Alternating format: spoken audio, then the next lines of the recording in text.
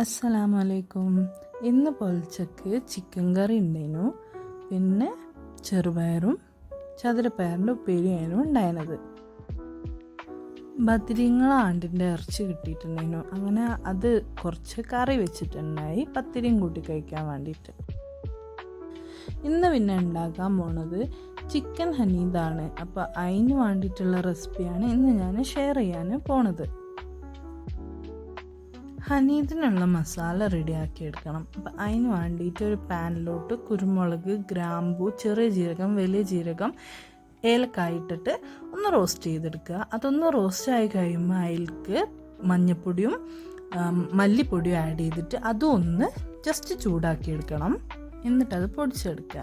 അത് കഴിഞ്ഞിട്ട് ചിക്കൻ ഞാനൊരു ഫോർക്ക് വെച്ച് കുത്തി കൊടുത്തിട്ടുള്ളതാണ്. ആ ചിക്കനിലോട്ട് നമ്മൾ ഈ മസാല 2 ടേബിൾ സ്പൂണാണ് ഞാൻ ആഡ് ചെയ്യുന്നത്. അതിൽക്കൊരു ചിക്കൻ ക്യൂബ് ആഡ് ചെയ്ത് കൊടുത്തിട്ട് കുറച്ച് വിനെഗറും ആഡ് ചെയ്ത് നന്നായിട്ട് അതിന് കുഴച്ച് അതിൽ ചിക്കനിൽ മസാല പിടിപ്പിക്കുക. എന്നിട്ട് അതിലേക്ക് ഞാൻ 2 കപ്പ് വെള്ളമാണ് ഇപ്പോൾ ഉപയോഗിച്ചിട്ടുള്ളത്. സ്റ്റോക്കിനും വെള്ളം വേണ്ടതാണ്. അപ്പം വെള്ളം കൂടിയാലും കുഴപ്പമൊന്നുമില്ല.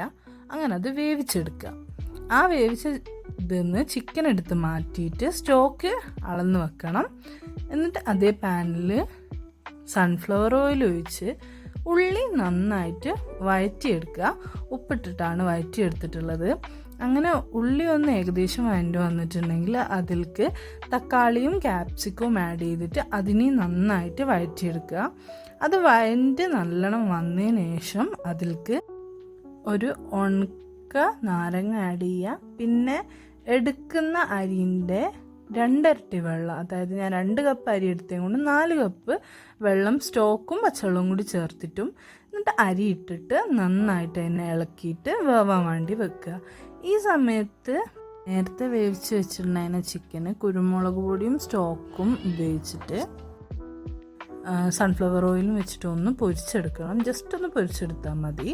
പിന്നെ റൈസ് റെഡിയായി വരുമ്പം മല്ലിച്ചപ്പും പുതിനച്ചപ്പും പൊരിച്ച് വെച്ച ചിക്കനും വെച്ചിട്ട് ലിഡ് ക്ലോസ് ചെയ്തിട്ട് ഒന്ന് ദം ചെയ്തെടുക്കണം. അങ്ങനെ ദം ചെയ്ത് കഴിഞ്ഞാൽ ഇങ്ങനെ നല്ല അടിപൊളി ഹനീദ് റെഡി ആയിട്ടുണ്ട്. ഇന്ന് നോമ്പ് തുറക്ക് ഇതാണ് കേട്ടോ സ്പെഷ്യൽ ഉണ്ടായിരുന്നത്.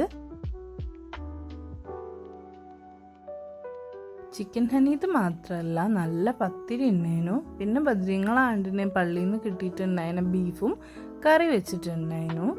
അതായിരുന്നു ഇന്നത്തെ സ്പെഷ്യല്. പിന്നെ ചെറുകടിയായിട്ട് ഒരു ബ്രെഡ് കട്ട്ലേറ്റും സമൂസയും ഉന്നക്കായ ഉണ്ടായി.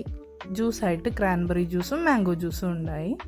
അങ്ങനെ ഞങ്ങളതെല്ലാം കഴിച്ച് പത്തിരിയൊക്കെ കഴിച്ചിട്ടുണ്ടായിരുന്നു. അത് കഴിഞ്ഞിട്ടാണ് ഹനീദ് കഴിച്ചിട്ടുണ്ടായിരുന്നത്. അപ്പം അത്രയേ ഉള്ളൂ. Hope you all enjoyed my video. അപ്പം ഇൻഷാല്ലാ അടുത്ത വീഡിയോയിൽ കാണാം.